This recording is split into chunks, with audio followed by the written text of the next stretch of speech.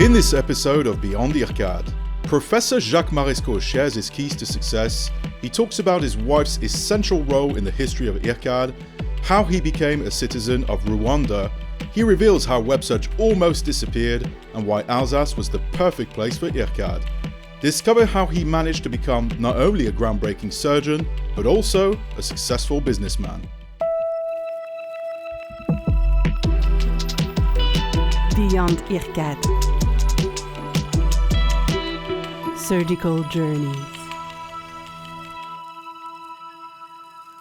Hello everyone and welcome to the show, welcome to Beyond IRCAD with a very, very special guest with us in the studio today. He's a visionary, a pioneer, a leader, and unless you've been living under a rock for the past 30 years, you know this man's name. Professor Jacques Marescaux, welcome and thank you so much for being with us today. Thank you, Christopher. Thank you. Professor Marescaux, you've been interviewed many times before, but today we're going to try something a bit different because I would like to focus not only on Professor Marescaux, the surgeon, but also on the man, Jacques Marescaux. So first, let's talk about your early years. Can you tell us how it all began for you, how you discovered surgery, and what originally sparked your interest? My parents were in the medical field. That means my father was professor of physiology, and my mother, she had 8 different specialties in medical field because she never practiced, because she wanted to educate us. But she has everything that means pediatry, hematology, oncology, intensive care. So every 2 years she had another specialty. And she was so generous, so she decided always to educate the 4 kids that she had. So after that, why medicine? Because for me it was so natural. With mother was medical doctor, father was professor in medicine. They spoke only about medicine at home, and for me it was the only way. I didn't imagine to do something else. Okay. And so it was my decision to do medicine. But I had no idea. At the beginning I wanted to be a gynecologist and perhaps more obstetrician because I was fascinated by birth, by pregnancy, and progressively after my residency I decided to do what we call general surgery, which is digestive surgery. And years later, you created IRCAD, and you're perhaps most widely known as the president and creator of IRCAD. So today IRCAD's a world-renowned institute, but back in the early 90s, it seemed like an absolutely crazy idea, and people were very skeptical about this idea. So what was, at that time in the early 90s, what was going on through your head when people reacting that way? First of all, I am always interested by new things. I like new things. Yeah. And for me, the first shock I had was in 1988, because that was the first time that Frédéric Mouret and Professor Périssat, all French surgeons, they describe in the French Congress the first cholecystectomy that they had performed. It was crazy. At this period, everybody said it was crazy. And when I came back, I say to all my team, no, that is not crazy. That is fantastic. The view we can have is something that we cannot have with our own eyes. So at this period, I convinced, I remember very well, a company whose name was, it was United States Surgical Corporation in US, and they have also a subsidiary in Europe and in France. And they gave to me 2 first column equipment for laparoscopic surgery. So we start, you imagine, at the end of 1988. So we were one of the first university hospital to develop this kind of technique. And we continue just for cholecystectomy. So that is the beginning of what we call laparoscopic surgery, what Americans, they call the second French Revolution, because it was these 2 guys, Mouret and Périssat. And after that, the idea, you say IRCAD, the idea was 1991. Why? Each of us, we can have one day, we watch an exceptional lecture.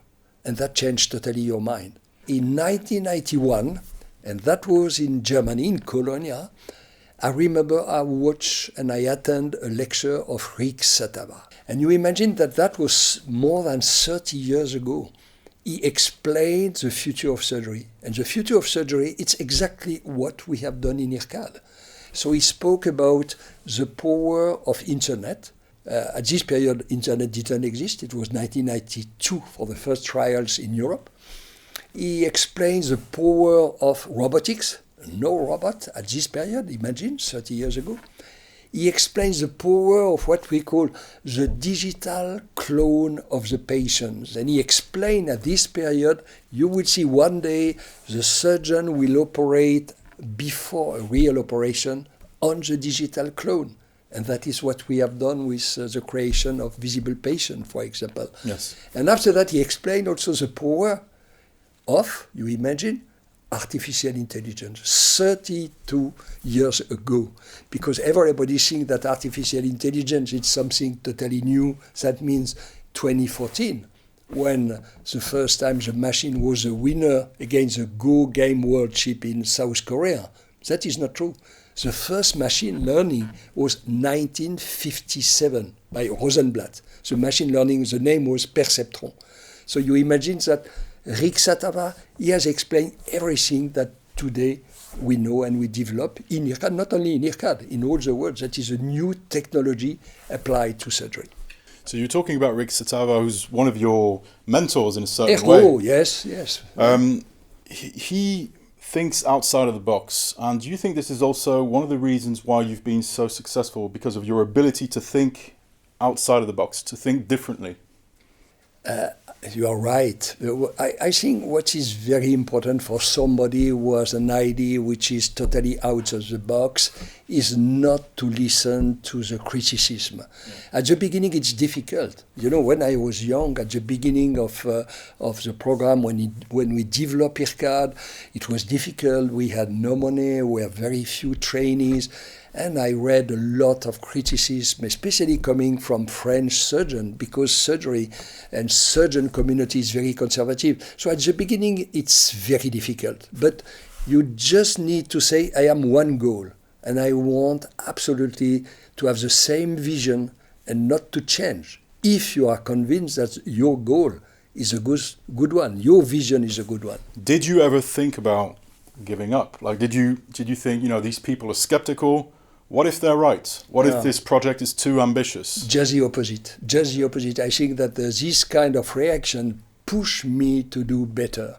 And I think that one of the most important quality when you have a program is tenacity. That means you continue, you work more than the other one, and you want just to prove that what you think about is a good way to be achieved. So never I said I'm going to give up now. I think behind every success story there's always failures, and you have to rethink things and get back up on your feet. How would you deal with that, with failure and having to change things? Is that difficult for you? You are totally right. It's not a long way and like a long tranquil river as a movie. No. Sometimes it's difficult, but sometimes it's really very difficult. And but the only, not a failure, but a very, very big difficulty and risk for IRCAD has been the creation of WebSurg. Because when we have created WebSurg at the beginning, it was a crazy period of internet, just in 1999, 2000 period, we had to invest a lot of money. And we had a deal with a company in France whose name is Havas. And it was done, the director of Havas say, recruit, and after that we will have a deal and we can reimburse everything. We will be the major partner of WebSurg in IRCAD. And so I remember very well, that was not in, because it was 1990, so it was in France, not in euro, but we have expended more than 7 or 8 millions for this project. Mm-hmm. And the day before the signature of the agreement, this company Havas, they say, we change, we don't going to be your partner. So for me it was a a shock I remember very well, because I say, how I can find 8 or more, between 8 and 9 million francs to save not only the employees of WebSurg inside IRCAD, but also IRCAD. Mm-hmm. And I remember, as you said, I was not destroyed. I was in the plane back from Paris in a very good condition. I don't know why, but I remember I was not stressed. I was not disappointed. I just say I need to find a solution. And the day after, in the morning, I remember very well the story.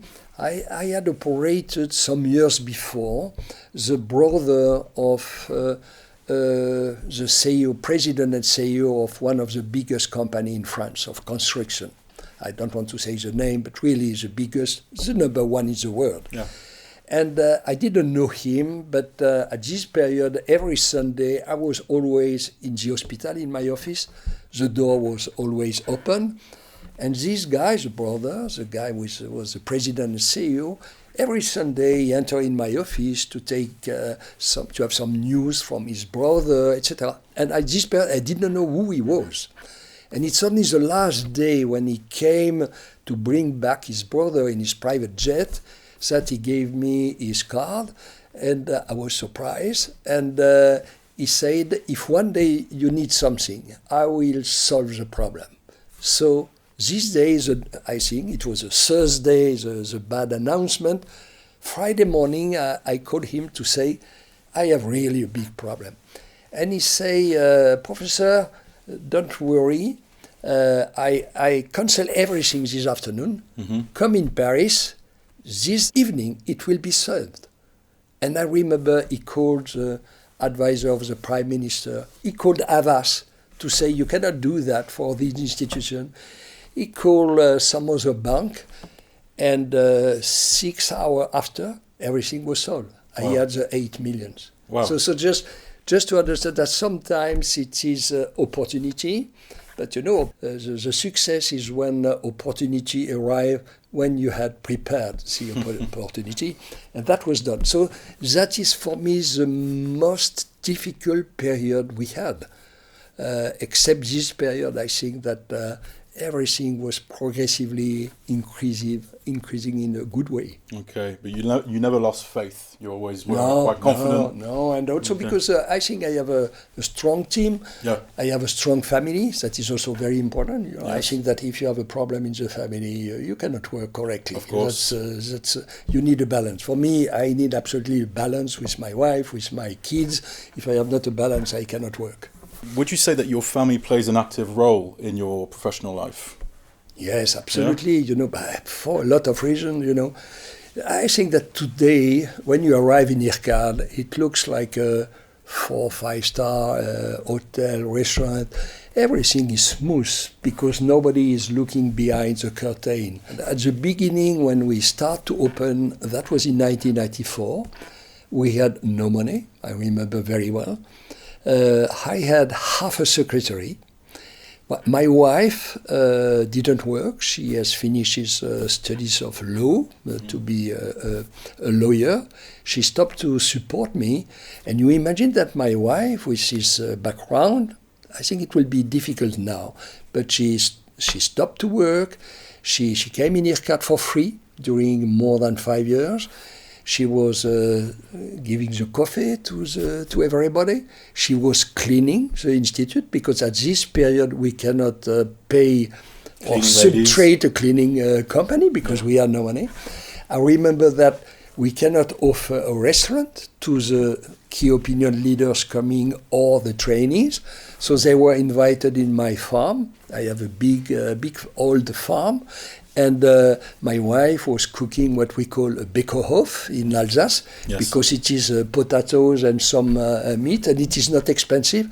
And we had 120, 150 surgeons in our house just because we were not able to offer the restaurant. That's so incredible. That was the beginning.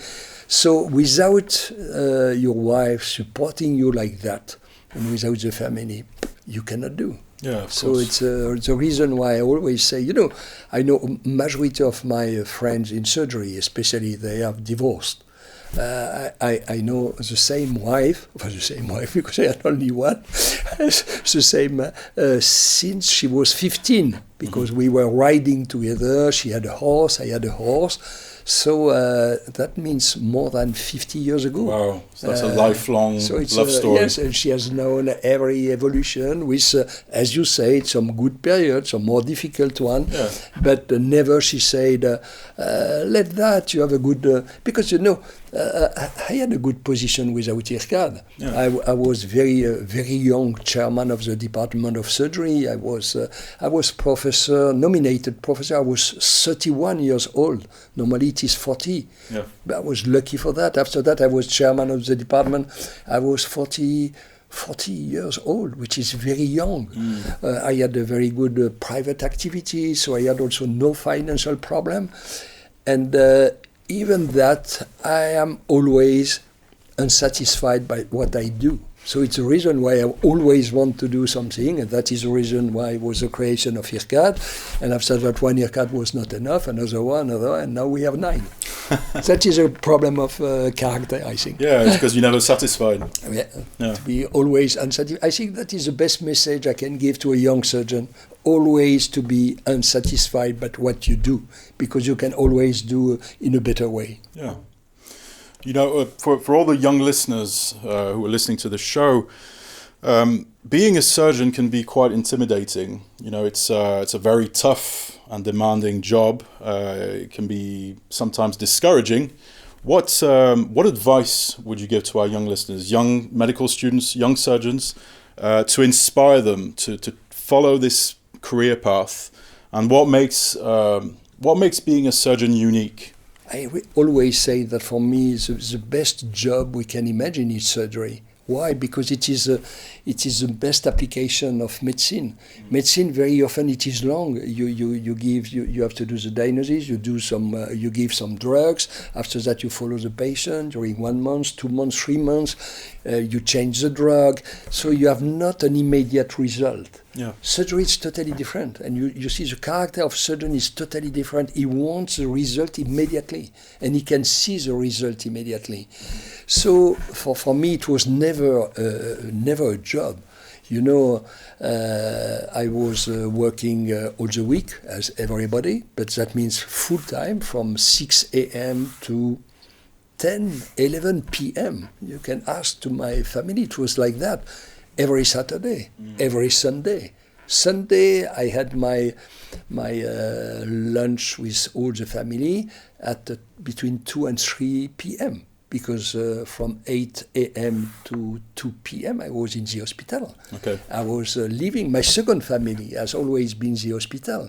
So the Sunday was the only day you have time to discuss with the nurse, to give some cakes, to discuss about all the problem, which is more and more difficult today. But that was a good period. And so what I have to say that you cannot imagine the satisfaction that a surgeon has at the end of the day, even if it is difficult, because you cannot save everybody. Yeah.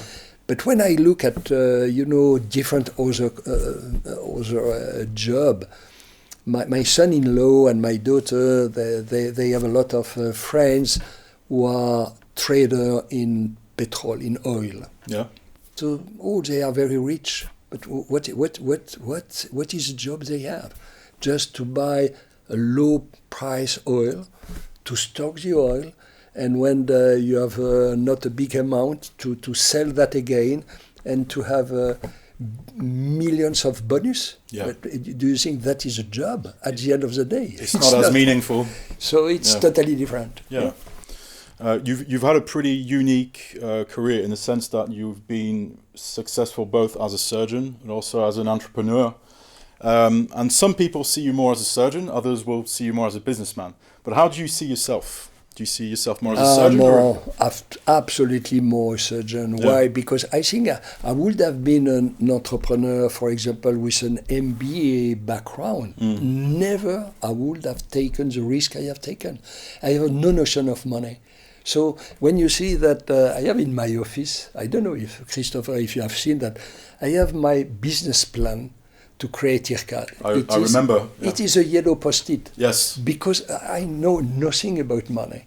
And you don't need to have a background of financial background to discuss with a company. I think it's the opposite. Why all the company, they follow me, the two major from since now 30 years, that is Karl Storz endoscopy or that is Medtronic today. Why? Because they trust, because we are loyal, because they know that all the teams, they are hard workers, and because it is very easy to show why we need the money. One, we need the financial support. For that, you don't need to be a good finance guy. You just need to be a good surgeon with a vision of what you want to share your experience and to do education and research. I understand. But do you think you have good instincts when it comes to making decisions with, business decisions? Do you think you... Yes, I think so. I don't know why, but I think that, each time we have invested something new, after that it works. Yeah. So the history of IRCAD. It was one building, now it is 4 buildings, and after that it has been the ISU, so 5th building. During the COVID, when we decide to do a specific building just for robotics, it looks crazy to do that. But now what we see that now you have more than 100 companies of medical surgical robots. We have 5. You have 5 new robots in China every year. So now it's full by Medtronic. Yeah. Now we renovate another space of 700 square meters. It's full. And now we are going certainly to build something else. Because what we have to understand for when you want to discuss with a company, first of all, never I have contacted a company. Never in my life. They always came to you. Always. And that is the key of the success. Because if you go to a company to say, come, etc., no, you are in a weakness position. Yeah. No, they ask to come, and after that we discuss. And when they see that a platform is ready, for example, you imagine they have a platform which is ready. They have an audiovisual team, 6 full-time audiovisual. Who have that? Even Mount Sinai in New York, a big hospital, they have billions, and they have 1 or 2 audiovisual technicians. And you cannot understand that. A big university like that, they speak always about the e-teaching, e-learning, and it is not professional. Yeah. And we have, even if it is a small one, we have a studio, exactly like a TV studio. True. And now we have also the hotel and the restaurant. So that is the only way for us to be totally independent and not to have any money from the government. No public money.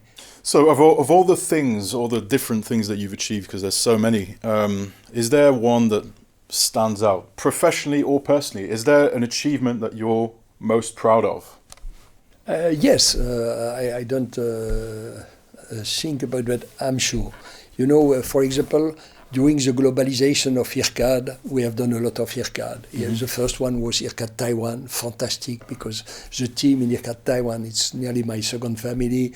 So now we have in United States, in China, etc. But I think for me, the most important achievement of all the team of IRCAD is to create an IRCAD in Africa.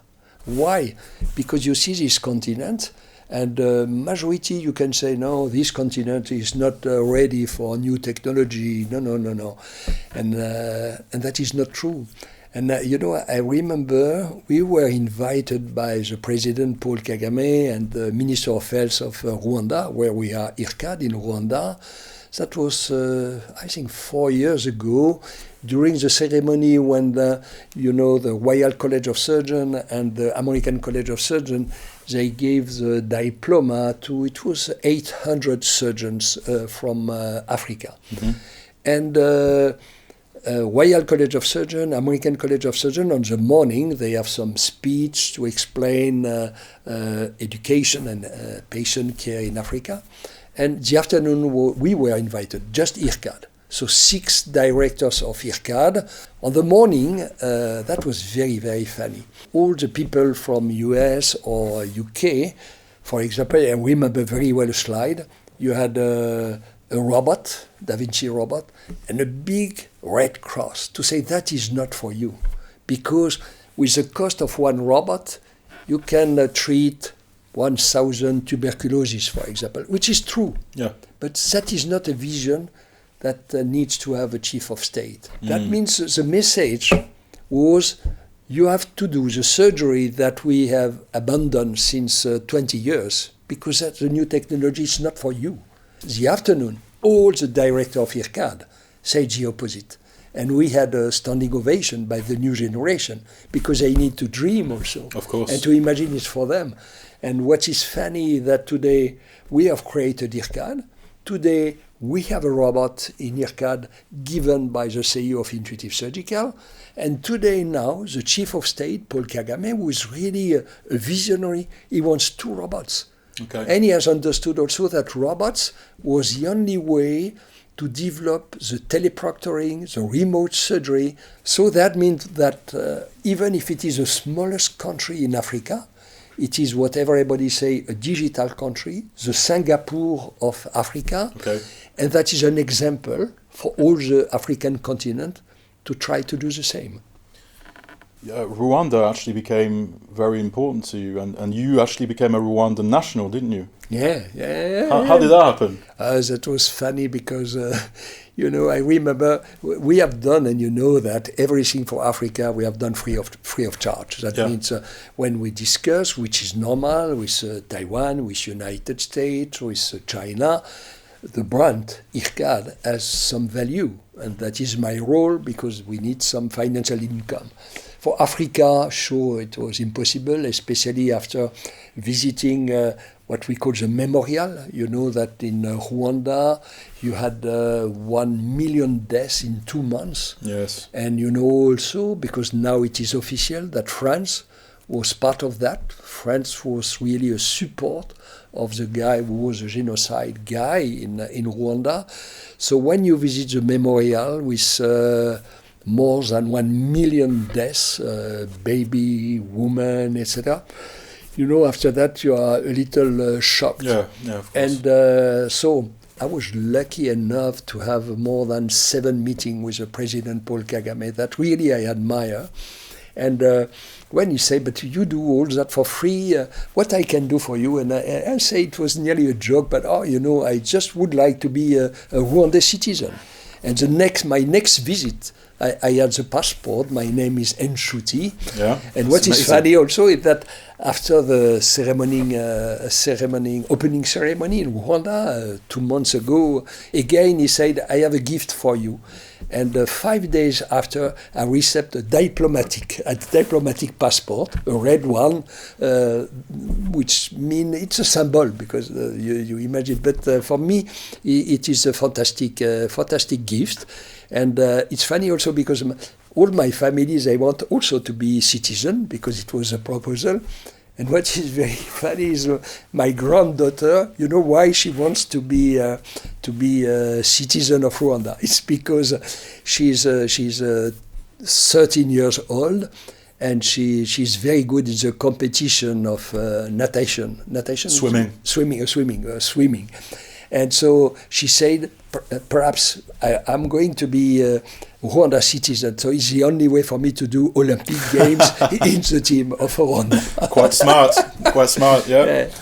So you're a surgeon, an entrepreneur, a family man, and you're a father, a grandfather. I think you have 4 grandchildren.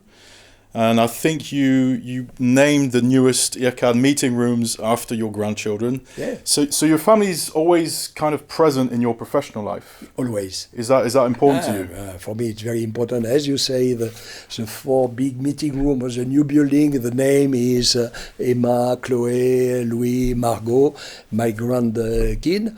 And that is absolutely very important for me. When I had the decoration from President Macron in the Palace of Élysée 2 years ago, you can invite it's 20 person like that. So we were 5. And I was the only one with a family. Everybody, they invite somebody who can perhaps support them one day, you know, political invitation. Yes. For me, I was with the grandkids, I was with all the family, and President Macron was with us more than half an hour to discuss with all of them. So, no, for me, without the support of the family, I can do nothing. And when you are in a very difficult situation, which exists, as I say, so tenacity, never was depressed by that, but always you have the strength again due to the familial support. You think about your family, and you do. Is it sometimes difficult for you to find a balance between your professional life and your personal life? No, and my answer is because it is not the time you are with your family. Yeah. It's how intensive is your relationship. When I discuss, for example, with my daughter and with my son, they have never seen me during my surgical profession, except some very short, intensive time. But it was a success for them in the life. Yeah. For my son, for my daughter. And that is also important, that at this period, my wife accepted not to work. It was for IRCAD, but at the beginning, it was for the family. That means for education. Yes. And when you see the result of an education, today it's not politically correct to say that, but when your wife is at home just to educate all the day your children, it's totally different than if your children are totally alone until 8 p.m. when the mother came back at home. Yeah. Even if today it's difficult. Yeah. You have a very busy schedule. You know, you travel a lot.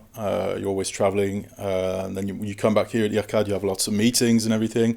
When you manage to get away from work, what would you like to do? What do you like to do in your spare time? I like to do nothing. So, so that means, when I have some vacation, never I travel. First of all, to travel for me, it's not a job. It's really a pleasure. Yeah. When I travel, not only for me, it's one of the best period I am in my life, but I see a lot of new things. To travel, you come back with a lot of idea. You copy, you say, that is a fantastic idea to apply to IRCAD, etc. You can even come back with a citizenship. Rwanda. I can. Yes. We can have only 2, I think, in France. But after that, when I have some vacation, like Christmas in 3 weeks, what I like is a mountain.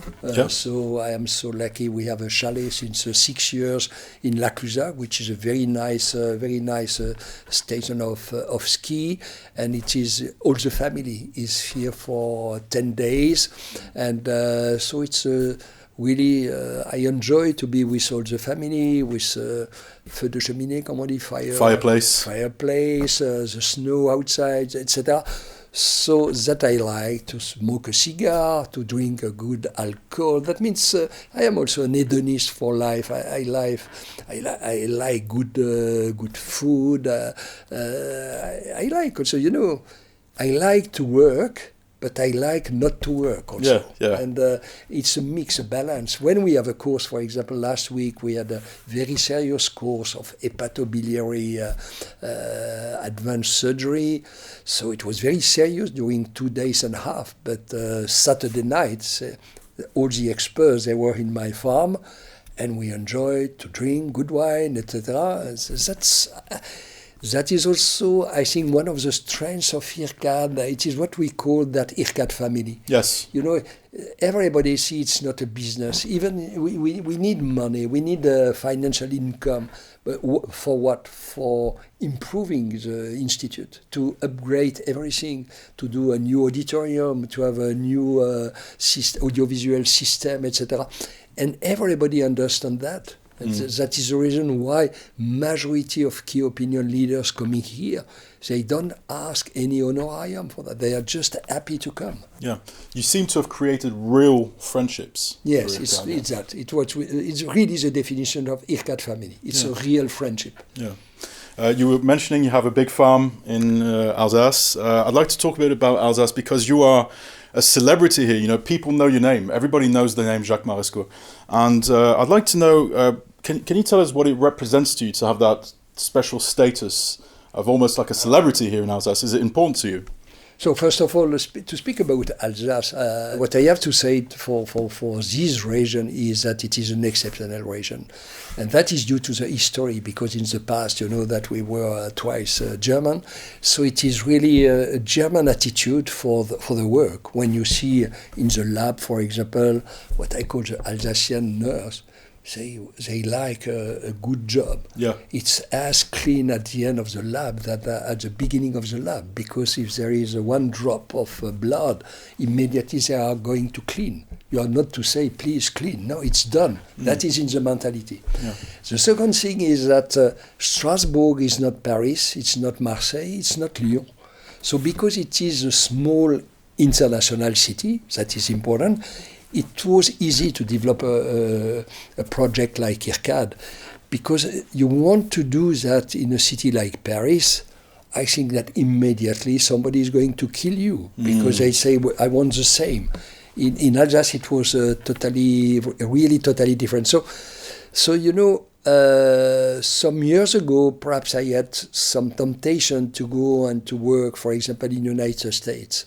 But that was perhaps 30 years ago. Now, I think that Alsace is one of the best places to do what we do. Yeah. And the proof is that even if the city is not a very big one, even if we have a small airport, we have 8,000 surgeons per year coming in Strasbourg. So, you know, it's a little like in US with Mayo Clinic. It is in the middle of nowhere. Yeah. So for me, I think never we would have the success in another country in France than in Alsace. And that is not chauvinism. I don't know what the translation. I mean, it's pride, but, you know, it's true. It's true. It's probably the perfect place. Yes, it's to a do perfect it. place. Yeah. Your name, Jacques Marescaux, is automatically associated with IRCAD. When people say IRCAD, they automatically associate it with your name. Do you envision a time when you might transition into another phase of your life? When so that's a very good question. You imagine that the answer is yes. Yeah. The answer is yes, because nobody is eternal. Of course. So today I'm 75 years old. I absolutely I cannot imagine to be retired, because for me it's not a work, and I think it will be very good. My wife will never be happy if I was retired, that is sure. So I want to continue, but I want also to imagine the transition. I think that you imagine I speak a lot with a lot of good entrepreneur or friend that I have, that perhaps it's a little pretentious to say that I think that I cannot imagine to have one person who is going to replace me, but that is a fact that today you cannot imagine, for example, a surgeon with a surgical activity doing what I do today, because what I do today is not what I was able to do when I had my practice, for example. So what I imagine, and I start to do that, you know that it was important for me to have a right hand to be like operational director. And that is today, you know, with Antonello Forgione. Yes. Because he was one of my fellows 20 years ago. He had created a center in Milano. And after that, he came for 30% of his time in IRCAD. And now, since January, is 100% of his time. And one day, it will be also very important to have, because my position is, even if I am also operational, but normally I am president of IRCAD. The president is not operational, it's more honorific. And one day will be, and that is very important, to have a very good president who is able to replace me with an international status. And you imagine that I have some idea about that. You imagine also that that has to be confidential for a lot of reasons. Okay, I understand. You know, it's like a president when they never say who is going to be the prime minister before the election. Of course. Because he needs to be supported by everybody. But you imagine that that is something for me very important, because IRCAD is my baby. So I know that if I have any problem, health problem, for example, immediately we need a continuity. And I know that today it is possible. I know that. Okay. And my final question here today, if you could be in this room face to face with the young Jacques Marescaux, 25 years old, just starting out, what would you say to him? What would you tell him?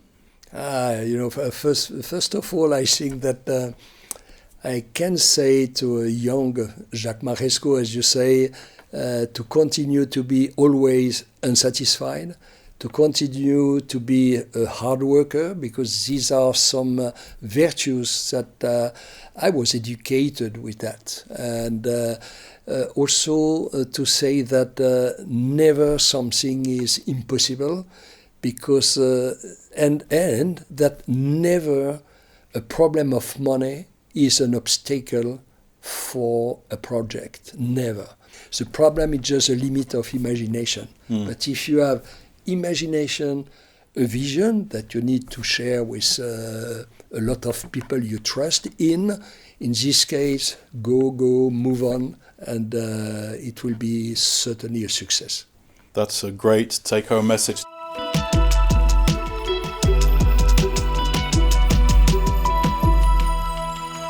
Thank you so much, Professor Marescaux. Thank you for being with us today and for opening up. And I'm sure there's a thing or two that people can learn from your experience. Thank you. Thank you, Christopher. Have a very good day. Thank you. Many, many thanks to all our listeners worldwide. I hope you guys enjoyed the podcast, and stay tuned. We've got more guests and more content coming your way very soon. Thank you guys, and see you next time.